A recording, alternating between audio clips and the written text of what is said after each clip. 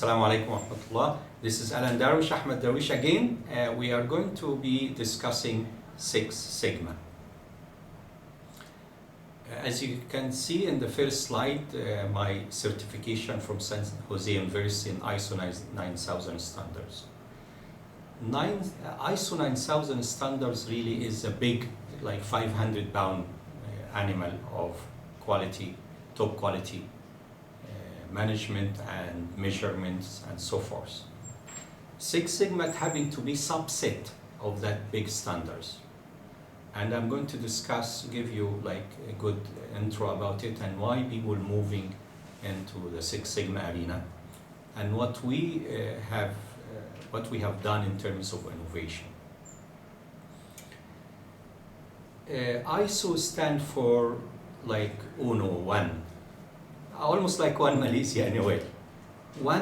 They collected all the retired engineers like UNESCO and United Nations, put them together to come up with a standard for their industry, each engineer for the industry. For example, for the heck of it, say you have a Kodak camera. Then you go to India, you buy a Kodak camera, a film, you put it, it works. You go to Japan, you buy another one, it works. You go to Egypt, you buy Turkey, Malaysia, Indonesia, everywhere. Why? Because it's done according to an ISO standards. If there was no standards, you will buy it in India, it was not going to fit. If you go maybe Japan, who have so loose, then you will have a problem with the quality, of course. So the ISO standard, the engineer of one sector, the retired, almost volunteer, they sit down and say, this is the standard we should build a Kodak film. And this is the measurement, and how many measurements we can do. And they went up to over what they call it geometric intelligence. How you do a perfect geometry, like a knot or something. So the standard started originally as British standard of specification. About 30 years ago, everything you buy, say, according to British standard specification, this and that. Slowly, all this migrated and went to United Nations, the ISO 9000 standard in Switzerland. They have a head office there, and of course United Nations New York. And the American really started taking over this together with some Japanese, especially in the car company. So the fathers, the people who did, Erwin and others who did the high quality documentation and so forth, it all went through the ISO 9000 standards. So what is ISO 9000 standards? ISO, as I said, UNO means one, like one Malaysia. So that ISO means it has to be the same. ISO means the same is one. So the Kodak has to be the same wherever I go. Kodak film or Kodak entry or whatever item I'm buying based on the specification. So in an industry, before they build anything, they have to follow the standards. Otherwise, things will be different. When you go to apply ISO 9000 standard, you found it is very costly because you will go to every department and every object business, you have to document it and have it in a very big manual. They call it quality manual. And the motto of it, you do what you say and say what you do and prove it and document it. So if I say we have, for example, 5 flavor ice cream in our ice cream shop, which is ISO compliance. Anytime you come, you will see the 5 flavors. So now we say what we do what we say, then we'll have a documentation of the recipe, so you don't have every time our recipe change. You buy today, the strawberry look a little better. After tomorrow, the strawberry change little more. No, you have to have standards. So this is compliance. After you make the quality and train the people how to stick to quality, you will call the ISO. First you need like a lead, like myself, to come and lead you, the ISO 9000 lead auditor, audit and get it going. Then you will call the ISO agent in, say, Malaysia, to come and stamp your manual and give you a certificate. If you don't want to go as far, you can be only ISO compliance. And even better when you are ISO compliance means you are keeping up with it. You love it, like hobby versus, oh, we get, guys, we got yesterday the ISO certificate, go back to the old ways without quality. You know, no. Few people, some companies, they do that. They are happy to get the quality and just hang it in the wall, and they start going back breaking the same law. So the audit, the person who come to check them, he will come and walk to a staff and say, what's your name? This. Where is your quality manual? This. What are you doing now? Well, I'm doing connecting all these parts because I'm assembling a watch. And I'm doing such thing. So you say, okay, hold on, let me check if you are doing it right or wrong. So he take the manual and say he should put first such part. So if he found that he's putting this part exactly first, means he's in compliance. If not, he will say, oops, you're breaking the law of do what you say and say what you do. Then he will not pass this day the company. So you have to go back to training. IBM themselves in their mind, they could not apply all ISO 9000 standards in all IBM department. They did it only in Lotus 1 to 3 and only in customer support in California. Why? Because it's very costly.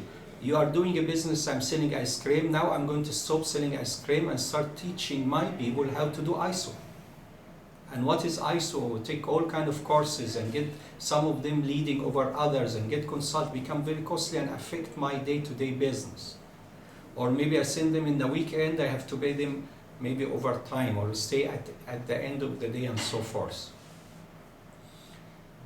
Now, after the ISO came, why I'm telling you the story, because Six Sigma did something different. Let us look at this slice, which I call it really the Six Sigma calculation table.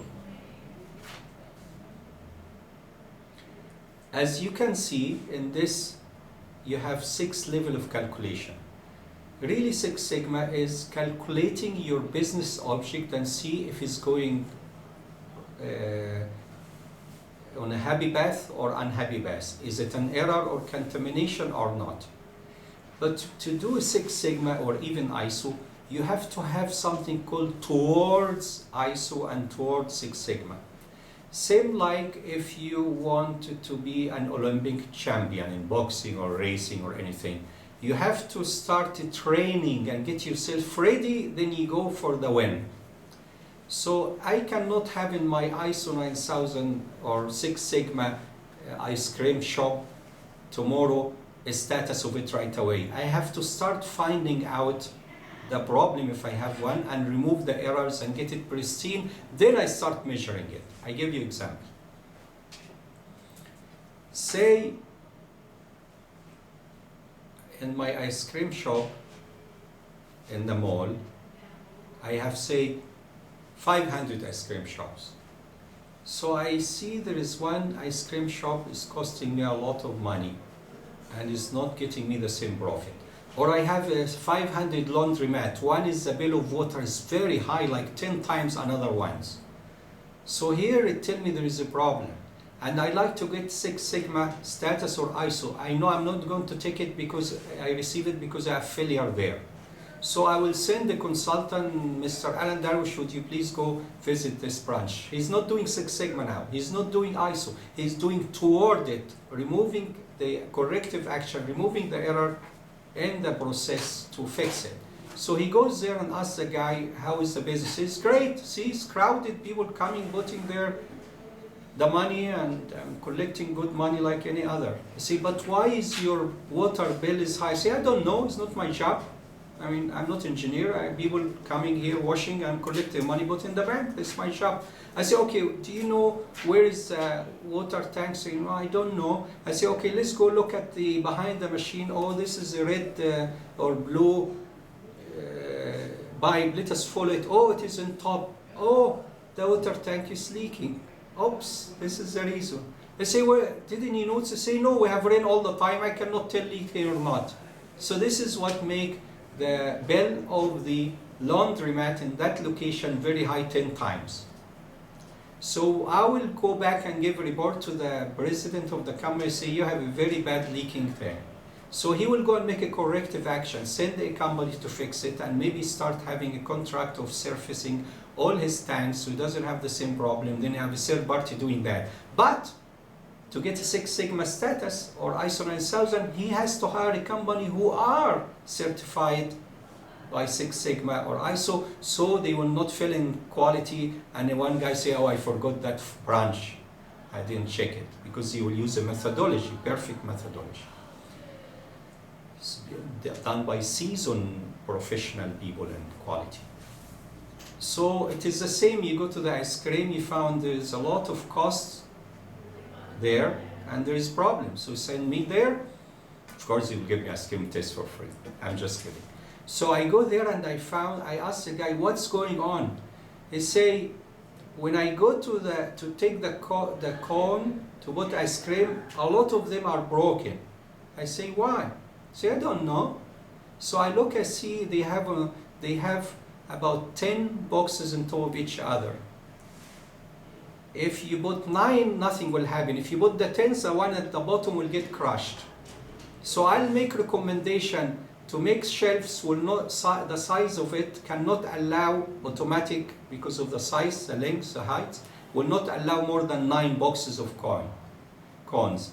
So this way, this will not happen again, because he's losing a lot of cones and run out of them. People come to buy ice cream. Sorry, we don't have the cone today. Wait till it come tomorrow. So he's losing money and losing also.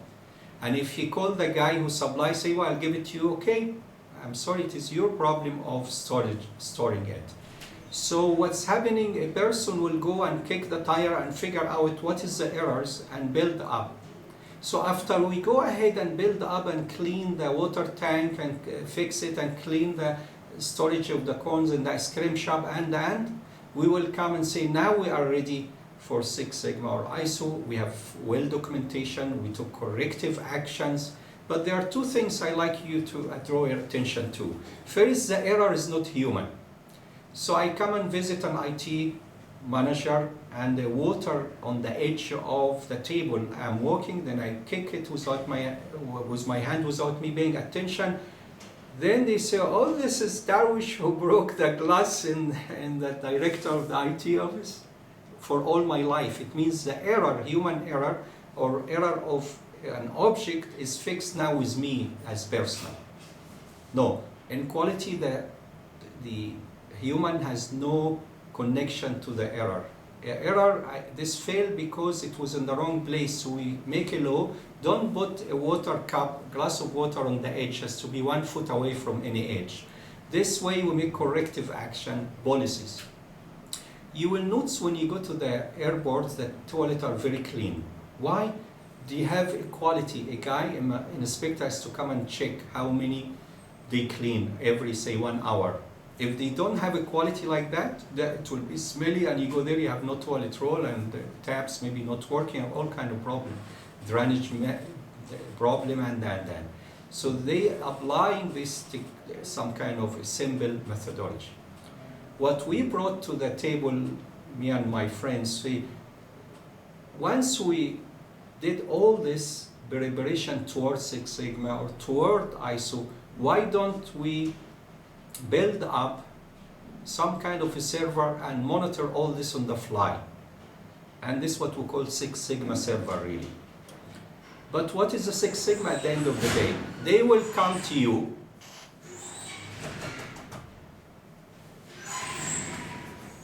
You can stay.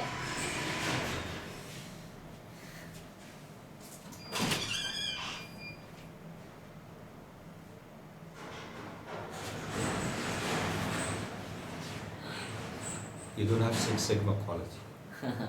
Before you leave, you check the camera if there is recording. Don't do that. Okay, they are done. So what happened after you see this this different transaction? We are going to calculate it with a special calculator. The Six Sigma calculator is different levels, which you call it part per million. In a million transaction, how many error you have? Based on that, we'll know your status. If that ratio per million doesn't suit your industry, you can adjust it, which means, but this is my opinion. You go ahead and say, maybe I will do only 9 or 10 data quality, and this is the ratio. If a person come and log, and if in 100 times there is one person missed logging, I will forgive that, so it will be 1%. But if 5, I need to know. If 10, we have to have a meeting. I mean, so you can play whatever corrective action you want to do, and the forgiveness rate, which will decide. So if the logging failing up to 20 per 100, 20%, then maybe you will decide that this sigma or our quality in such number, and corrective action to be taken. Our management should know, stuff like that. So it is really a mathematical calculation, but it is based on statistics and writing. What we bring to the table, make it on the fly through calculation. All right? So Six Sigma means I'm going to calculate in 6 levels and have it pristine. I have a manual, I have corrective actions. I do any activity toward finding out what is the right tools to improve our quality. Then once you reach a high level, then you start calculating accordingly, and you are in that Six Sigma compliance. So by having it in IT, for example, you will start paying attention and maybe acquire some of our service to monitor your logs, because the logs have the error, what happened, the errors. It depends about what kind of implementation. Do you want to do Six Sigma end-to-end architecture, bumper to bumper, everything, or you want to pick few, start with few? They will advise you to start few and slowly. So in a real environment of Six Sigma, a lot of people and ISO, and they like you go training, belt. We try to take this away and giving them a server fully automated where they will go hook their IT through the server, so it will go and give them calculation status, and you can point to the red failed event. It will tell you automatic how many and what is the corrective action you need to do, and so forth. It is wonderful to have Six Sigma really in the IT and in the business and in the area of on-the-fly reporting, because what I say, instead of 24, they say we are 24/7, 365. I like it to be 60 seconds, 60 minutes, 24/7, 365. Because a lot of people, they get hurt after the fact, say, oh, our sales was very bad last quarter or last 6 months. Why? At the end we found that. But if you have, in my ice cream shop, I have for the door, a counter for the door, electronic sensor, when the open and close once will be one customer get in, and counter for the cashier, and compare with online banking how much I have. Then I will see, if I see a lot of doors open and close is not materialized into sales, then I have to investigate. They say, oh, our shop now people using it to find out everything on the mall. I said, no, we cannot do that. They have to go to the management. So we'll put a big sign, please. We don't answer question regarding the management of the mall. This way, the entrance, maybe a person asks, okay, once, but not to grow into big ratio. So you will use Six Sigma server with monitoring your transaction to guarantee that you don't get hurt financially, or hurt in terms of not winning, or hurt in terms of your performance become very low. Why we do it? Because as a server, because we don't really want you to start going into paper, then you put the file and forget it. When you have it as a server, it's continuously watching, almost like the camera watching the shortcoming or the negative if it happened in office or in a bank, some customer doing this or some customer getting into wrong door and stuff like that. Maybe you try to go to the toilet, landed to the door, going to the safe, so we have to monitor these doors to allow only, then later they come and put digital security and stuff like that. So human being in business and transaction, government, they keep up with quality by doing corrective action and building a mechanism to do that. because this is like late in the game. You have started some places going for ISO and standard and all this stuff, but they are very low on the IT, so you will have a lot of files and manuals. We went with it kind of 100% IT, and this is what Jack Welch did in General Electric. He removed over 127,000 errors, so he make a dashboard like aeroplane almost pilot, and he start putting all these in it in-house, his own in-house implementation. And he said, if I move one step down, one lever from Sigma to the other will cost the company about $20 billion. So this is the maximum of really performance in GE, and this is the way it has to be in areas like defense and medical, like emergency rooms, because any error can cause a life to somebody to die and so forth. I hope this overview is beneficial for you. I would love to meet with you and discuss more, and we can have maybe some kind of engagement. I love to have one day Malica, state of Malica, to be 100% ISO compliance, electronically through Six Sigma server, and also leading the nation in this field.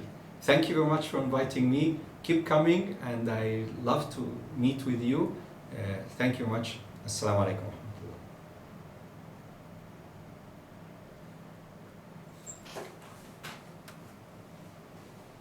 The button is with you. Oh, I forgot.